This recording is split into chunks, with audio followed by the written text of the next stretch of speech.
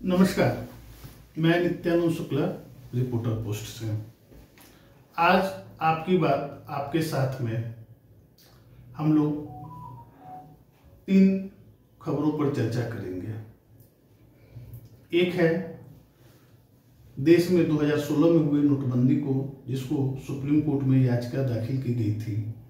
आज supreme court ने नरेंद्र मोदी सरकार के नोटबंदी को सही ठहराया है 4-1 के जजमेंट से।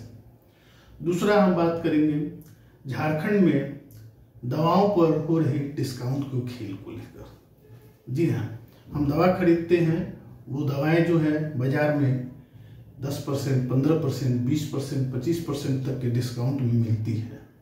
आज इस पर विस्तार से चर्चा करेंगे, ये क्यों, कैसे मिलती है और इसके पीछे का क्या खेल है, और क्या गलत दवा पेशेंट तक तो नहीं पहुंच रही है। और तीसरी बात करेंगे देश में और झारखंड के बेरोजगारी दर पर। देश में इस बार रिकॉर्ड 8.3% की बेरोजगारी दर नापी गई है, जो कुछ सालों में सबसे ज्यादा है। वहीं झारखंड में बेरोजगारी दर 18% नापी गई है। आज सबसे पहले हम बात करते हैं नोटबंदी की, उसके बाद आएंगे झारखंड की दोनों खबरों पर। मोदी सरकार 9 वर्ष में महासंकटग्रस्त होने से बाल बाल बच गई है। एक वित्तीय अराजकता और गंभीर वैधानिक संकट भी टल गया है। सोनिया कांग्रेस सरकार में वित्त मंत्री रहे पी चिदम्बरम ने एक याचिका लगाई थी, जिसमें उन्होंने 2016 में हुए नोटबंदी को गलत करार दिया था। उनका कहना था कि नोटबंदी जो हुई थी उसमें आरबीआई से बिना कंसल्टेशंस के नोटबंदी की गई थी, और नोटबंदी करना कहीं न कहीं एक गलत डिसीजन था। आज 5 जजों की बेंच में 4-1 से नोटबंदी के निर्णय के, मोदी सरकार के निर्णय को सही बताया। उसमें कहा गया है, न्यायमूर्ति बीवी नागरत्ना ने चिदम्बरम के दिए गए उन सारे पॉइंट्स को वैलिड करार दिया है। मसलन नोटबंदी का अधिकार रिजर्व बैंक को है, न कि केंद्र सरकार को। नोटबंदी की रीति उचित होती यदि उसकी रिजर्व बैंक सिफारिश करता, संसद में उस पर विस्तृत चर्चा होती, चिदम्बरम ने अपने याचिका में कहा था। प्रधानमंत्री ने, आपको याद होगा, 2016 में नोटबंदी की थी। रात को 8 बजे उन्होंने टीवी पर आकर घोषणा किया था कि 500 और 1000 के नोट जो हैं वो गलत हैं। अब प्रश्न ये उठता है कि चिदम्बरम ने अपने याचिका में कहा था कि नोटबंदी करने के पहले इस पर संसद में चर्चा होनी चाहिए थी।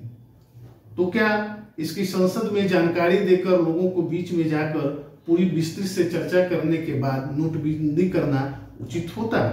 केंद्र सरकार ने नोटबंदी पर जो अपना तर्क दिया था, उनका कहना था पहला कि जाली नोट का चलन इससे खत्म किया गया, दूसरा था काले धन पर लगाम लगाई गई, और तीसरा था मादक द्रव्य तथा आतंकवादियों को मदद करने में जो सरकार का मुहिम था उसे काफी सहायता मिली।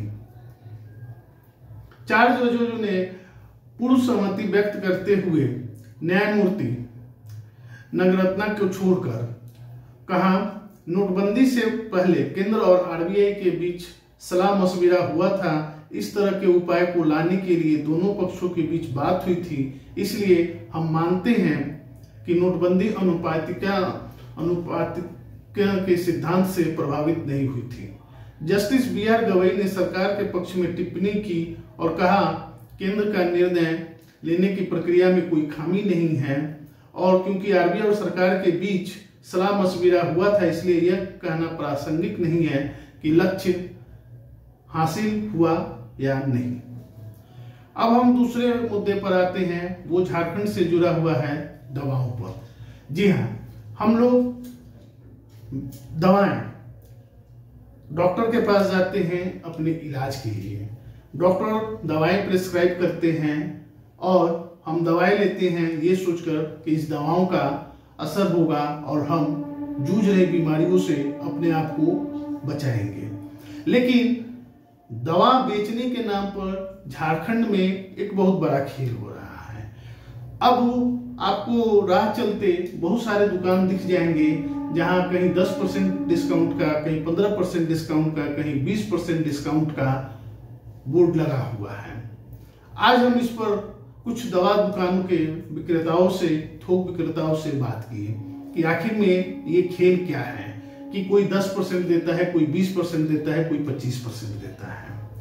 बात करने पर दवा विक्रेताओं ने बताया कि कुल कमीशन जो है वो 30% का है। इसमें 22% रिटेलर्स के पास है, मतलब वो जहां से हम और आप जाकर दवा खरीदते हैं। 5% होलसेलर्स का है। जी हाँ, 5% होलसेलर्स जो होते हैं वो अपना मार्जिन रखते हैं। 2 से 3% जो है वो CNF, जिनके पास इन दवा कंपनियों का CNF होता है, जहां से होलसेलर के पास दवा जाती है, उनका होता है। और जो बड़े बड़े दुकान होते हैं उन्हें कैश डिपॉजिट पर 1 से 2% का डिस्काउंट मिलता है। अगर इस तरह से हम 22%, 5%, 2% और 1% को जोड़े तो कुल 30% डिस्काउंट दवाओं में मिलता है। लेकिन कोई दुकानदार 22% के मार्जिन हो के दवा पर 20% का मार्जिन कैसे दे सकता है? इसलिए कि दुकान चलाने के लिए एक दुकान लेनी पड़ती है, उसमें स्टाफ होते हैं, बिजली का खर्चा होता है और अदर खर्चे होते हैं। तो क्या हम सही के जगह पर डुप्लीकेट दवा खाने का तो शिकार नहीं हो रहे हैं? और गलत दवाएं कहीं ना कहीं हमारे स्वास्थ्य के लिए हानिकारक है। हम जिन बीमारियों के लिए महंगी महंगी दवाइयां खरीदते हैं वो कहीं ना कहीं हम पर असर नहीं करती हैं। हम पैसा तो उसके लिए पे कर रहे हैं, लेकिन डिस्काउंट के लिए हम कहीं गलत दवाओं को तो नहीं ले रहे हैं। झारखंड में सारे दुकान ऐसे नहीं है। जो बड़े दुकान हैं वहां पर ही ये डिस्काउंट, वहां पर लगभग डिस्काउंट नहीं दिया जाता है, लेकिन बहुत सारे ऐसे दुकान हैं जहां पर डिस्काउंट दिया जाता है। दवा विक्रेताओं का कहना है कि जो फूड से रिलेटेड जितने भी प्रोडक्ट हैं, जैसे हॉर्लिक्स है, चाहे बच्चों के पीने वाले दूध हैं, या नेशनल के जितने भी प्रोडक्ट्स हैं, उसमें जो है मार्जिन ही 8 से 10% का होता है दवा दुकानदारों का। उसमें भी कोई 10% मार्जिन देता है, तो आखिर में किस तरह से देता है? दुकानदारों का कहना है कि इसे रोकने के लिए सरकार में जो ड्रग इंस्पेक्टर बनाकर रखे हुए हैं उनको उन्होंने कई बार शिकायत की कि भाई लोग 15%, 20% डिस्काउंट दे रहे हैं, आप उन पर कार्रवाई क्यों नहीं करते हैं? ड्रग इंस्पेक्टरों का कहना है कि डिस्काउंट देना से हम किसी को रोक नहीं सकते हैं। जी हाँ, बिल्कुल आप नहीं रोक सकते हैं, लेकिन एक प्रश्न उठता है कि जो दवा दुकान 15 से 20% का डिस्काउंट का ऑफर किए हुए हैं, वहां पर ड्रग इंस्पेक्टर कम से कम दवाओं की दुकान पर रेड मारकर ये तो देख सकते हैं कि ये दवाएं सही हैं या नहीं हैं, क्या इन दवाओं को मैन्युफैक्चर किया गया है कि नहीं। क्योंकि उनका सीरियल नंबर होता है, कंपनी जो भी दवा प्रोड्यूस करती है उनका एक सीरियल नंबर होता है और उस सीरियल के हिसाब से वो दवाएं मार्केट में आती है। झारखंड में किस किस सीरियल नंबर की दवाएं भेजी जा रही है कंपनियों के द्वारा, वो भी नोटिफाइड होता है। तो इस पर लगाम लगाया जा सकता है, बशर्ते ड्रग इंस्पेक्टर्स थोड़ा अपनी कमर कसे और दवा दुकानों पर बीच बीच में रेड कर कर रैंडम कुछ दवाओं का ही सैंपल लेकर वो जांचें कि ये दवाएं कंपनी की हैं या कहीं डुप्लीकेट बच रही हैं। तीसरी चर्चा पर हम आते हैं, वो है बेरोजगारी दर। आपको पता चले कि देश में दिसंबर में जो बेरोजगारी दर है वो 8.30 है। यह 16 महीने के बाद सबसे ज्यादा है। अगस्त 2021 में बेरोजगारी दर 8.32 थी। दिसंबर में 2021 में यह 7.91 थी और नवंबर 2022 में 8% थी। बेरोजगारी दर में बढ़ोतरी मुख्य रूप से शहरी क्षेत्रों में बेरोजगारी बढ़ने से हुई है। दिसंबर में शहरी क्षेत्रों से बेरोजगारी दर 10.09% पर पहुंच गई है। यह नवंबर में 8.9% थी। हम वहीं झारखंड की बात करें तो झारखंड 18% बेरोजगारी दर के हिसाब से 5वें स्थान पर है। जी हाँ, झारखंड में बेरोजगारी दर 18% है और पूरे देश का जो नेशनल एवरेज है वो 8.30% है। तो बेरोजगारी में झारखंड 5वें नंबर पर आता है। इसके लिए सरकार के लोगों से बात करने पर उनका कहना है कि भाई सरकार तो इसके लिए प्रयासरत है। जीएससीसी ने लगभग बहुत सारे पोस्ट के लिए वैकेंसी को फुलफिल करने के लिए एप्लीकेशंस मंगाए थे, लगभग 7 लाख एप्लीकेशंस भी आए थे, लेकिन जो नियोजन नीति बनाई गई थी उस नियोजन नीति के रद्द हो जाने के कारण झारखंड में बेरोजगारों को रोजगार नहीं मिल सका है। सरकार अब नई नियोजन नीति बनाए या सुप्रीम कोर्ट पर जाए, इस पर अभी मंथन का दौर चल रहा है। लेकिन जो युवा हैं झारखंड में लगभग 6 सालों से कोई नई बहाली जीएससीसी में नहीं हुई है, बहुत सारे पद अभी भी खाली हैं। कारण है नियोजन नीति का बनना और उनका रद्द होना। तो झारखंड के युवा कहीं ना कहीं हताश है, निराश है रोजगार को लेकर।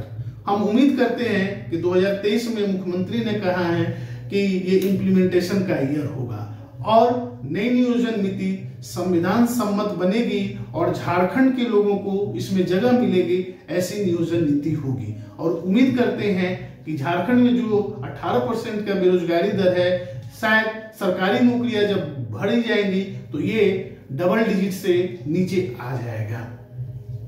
आपका इस पर क्या विचार है, आप हमें कमेंट कर बता सकते हैं। आप हमें फेसबुक पेज रिपोर्टर पोस्ट के फेसबुक पेज पर भी फॉलो कर सकते हैं। आप देखते रहिए रिपोर्टर पोस्ट। कल फिर हम मिलेंगे कुछ नए मुद्दों के साथ आपके साथ। बहुत बहुत धन्यवाद।